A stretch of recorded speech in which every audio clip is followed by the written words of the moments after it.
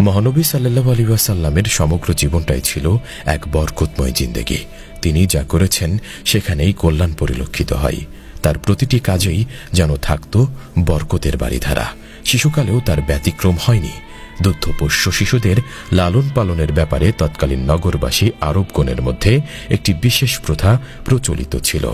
শহর নগরের জনাকীর্ণ পরিবেশজনিত আদি ব্যাধির কুপ্রভাব থেকে দূরে মুক্ত গ্রামীণ পরিবেশে শিশুদের লালন পালন করানো, যাতে শিশুরা বলিষ্ঠ দেহ এবং মজবুত মাংসপেশির অধিকারী হয় এবং বিশুদ্ধ আরবি ভাষা শিখতে সক্ষম হয়।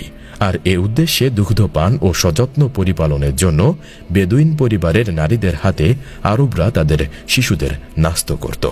রাসূল সাল্লাল্লাহু আলাইহি ওয়াসাল্লামের ক্ষেত্রেও এর ব্যতিক্রম ঘটেনি। তিনি বেড়ে উঠেছিলেন বনু সাদের ভূমিতে।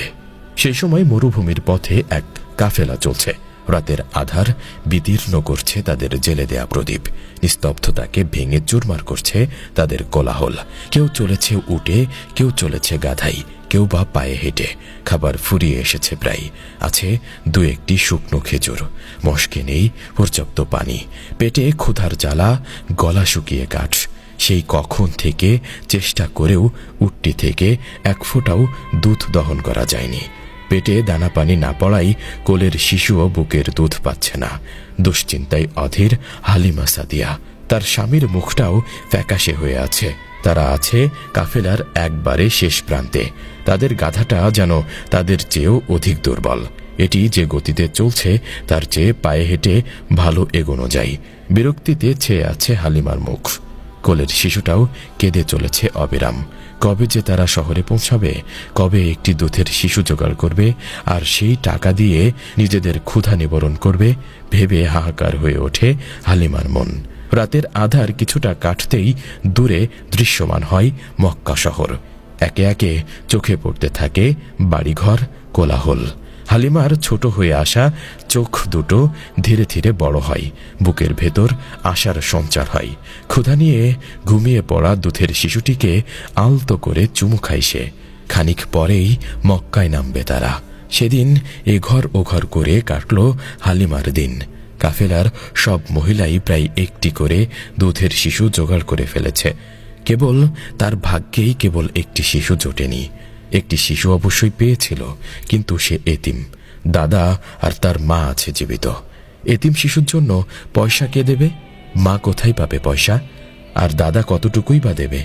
এই ভেবে শুধু হালিমাই নয়, বনু সাদ থেকে তাদের যে কাফেলাটি এসেছিল তাদের সব মহিলাই এই শিশুটিকে ফিরিয়ে দিয়েছিল।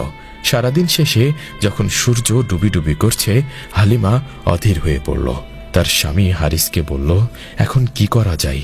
হারিস কোনো জবাব দিতে পারল না। হালিমা আর অত শত ভাবল না। বলল, আল্লাহর কসম, আমি একটি শিশু না নিয়ে ফেরত যাব না। আমি ওই এতিম শিশুটাকেই প্রয়োজনে নিয়ে যাব। হারিস সায় দিল, বলল, হতে পারে ওই শিশুতেই আমাদের কল্যাণ আছে।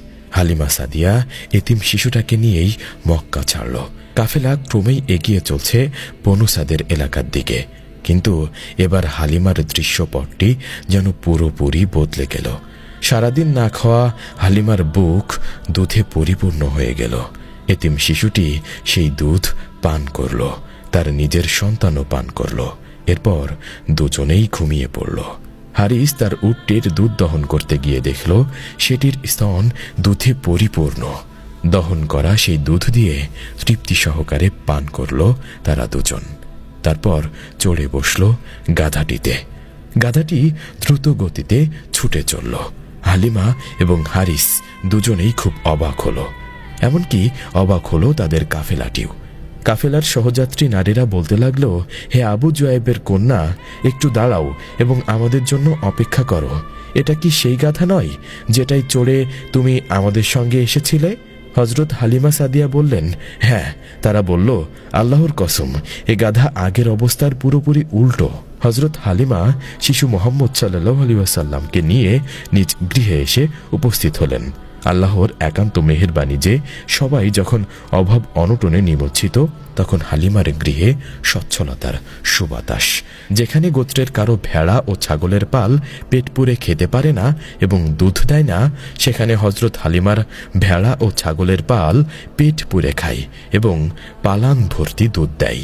আর তাতে দ্রুত হজরত হালিমার অবস্থার পরিবর্তন হতে থাকে। স্বাবলম্বী হয়ে ওঠে হজরত হালিমার পরিবার। হজরত হালিমার গৃহে প্রিয় নবীর আগমনী ছিল মহান আল্লাহর একান্ত রহমত, যে কারণে পুরো গোত্র দুর্ভিক্ষগ্রস্ত হওয়া সত্ত্বেও তার গৃহ ছিল সার্বিকভাবে সচ্ছল। আল্লাহ তাআলা একান্ত রহমত ও বরকত দ্বারা হালিমার ঘরকে সাহায্য করেন।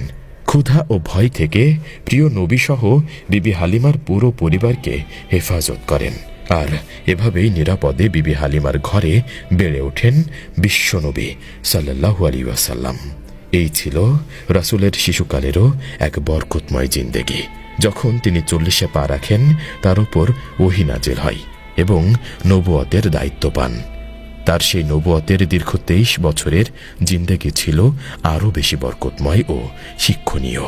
এর জন্যই আল্লাহ তাআলা বলেন, আমি আপনাকে বিশ্ববাসীর জন্যে রহমত স্বরূপী প্রেরণ করেছি। সূরা আম্বিয়া আয়াত নম্বর 107।